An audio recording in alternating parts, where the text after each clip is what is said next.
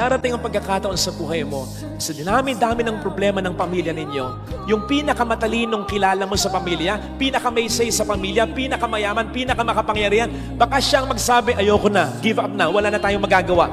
Pag ganon, do not give up. Para may mangyari pa rin milagro, may himala pa rin maganap. Walang mangyayari kung lahat kayo mag-give up. Dapat may lumaban. Huwag mong kalituhan yung pagkapagod mo at huwag mong isipin na wala ng pag-asa mo. Habang may buhay, may pag-asa, buhay ka pa, may pag-asa ka pa, napapagod ka lang. Sapagkat yun ang ginagawa sa'yo ng demonyo eh. The devil knows he cannot take you out. Hindi ka niya kayang patayin. Bakit?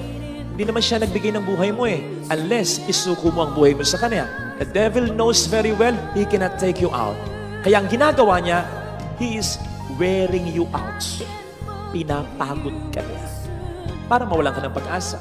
Eh ano ang sabi ng Panginoon? For those who are tired and weary, come to me.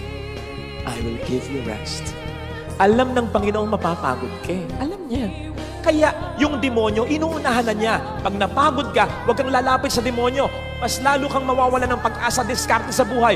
Lumapit ka sa akin. Bibigyan kita ng kapahinga sapagkat magginhawang dalhin ang aking pasanin.